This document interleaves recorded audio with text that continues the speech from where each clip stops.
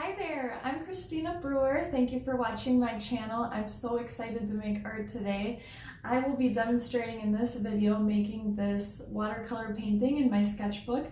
I recently went to Door County, Wisconsin and had an amazing time. We visited this stunning lighthouse, the Canna Island Lighthouse, and that was my favorite day. And we got to climb to the top, learn about the families who cared for the light.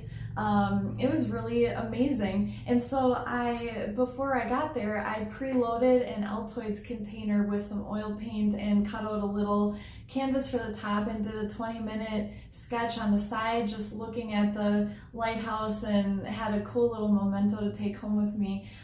So let's get painting.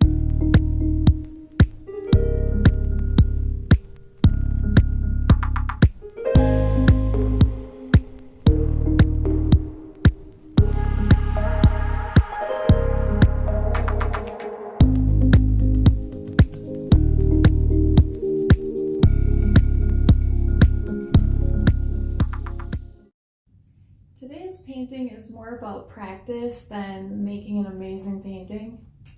I love watercolor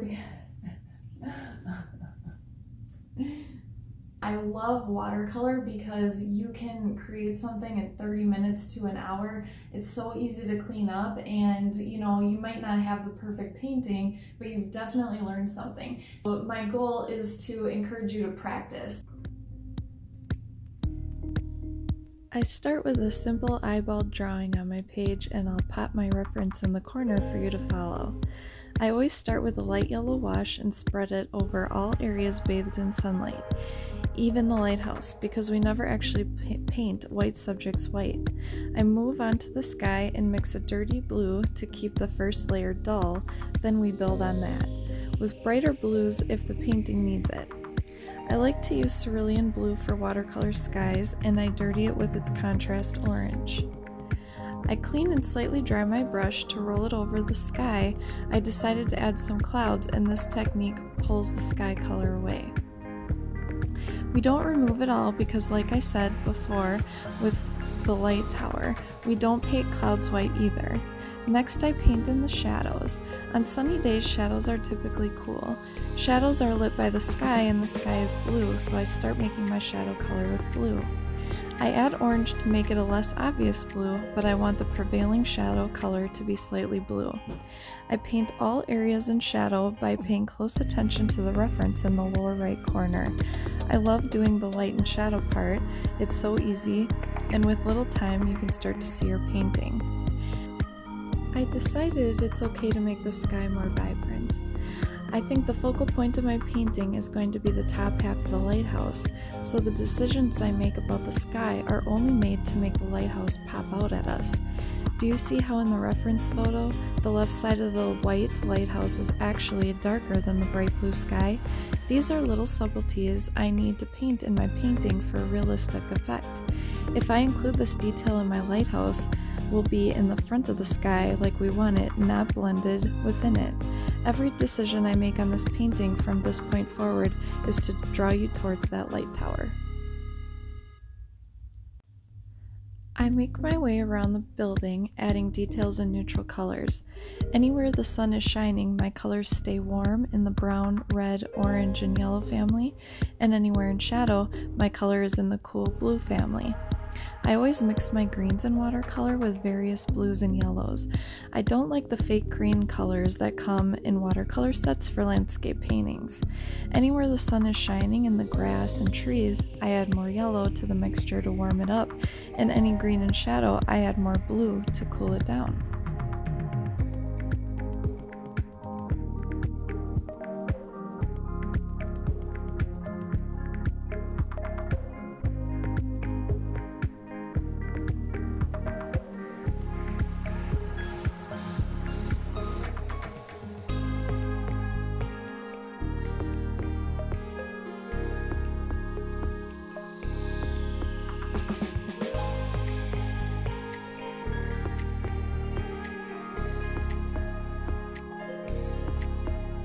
Never forget to add shadows under your painting subjects. Did you see how that just connected the building to the ground and made you believe even further it is a sunny day? My other favorite part about visiting Can Island was the crystal clear, beautiful blue water. I could not believe I was in Wisconsin looking out on it, so I had to include more of it in my painting. That's the part of fun of being an artist. You can capture your feelings and memories and bring out your favorite parts of a scene. I'm much better at painting water than trees anyway.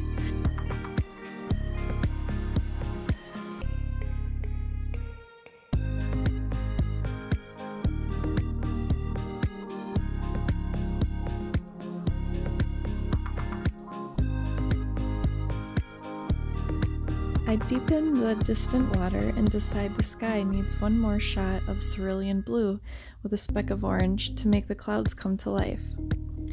Check out how I have the clouds placed at the top of the lighthouse. I did that on purpose because I'm going to add that black railing at the end, and I knew it would stand out more next to almost white clouds.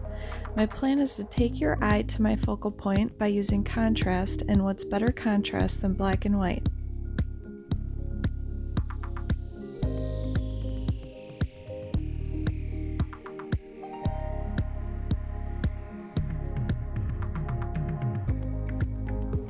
If you notice, I'm mixing red into my greens. This is to dull the color with its contrast like we did with the sky in the beginning.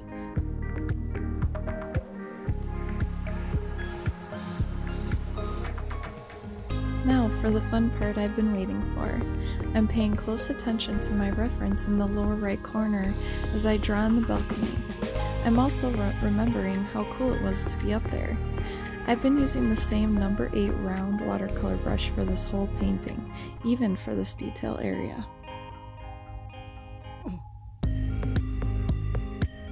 To finish the painting, I will look at my reference photo and stand back and look at the painting. I'll notice if any colors are a little off, like I added a little blue to the shadows. I'm also going to add a little warm brown to the roof of the building because I realize in my painting it's a little too pale compared to the actual picture.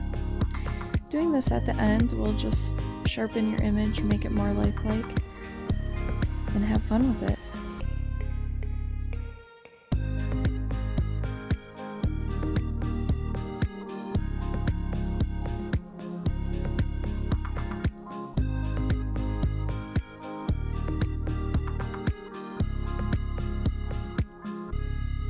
Thank you for watching my video today. I had so much fun. This was my first YouTube video. I hope you enjoyed it. If you did, please subscribe and click the like button. Also, you can follow me over on Instagram. I'll link it in the description. Have a wonderful day.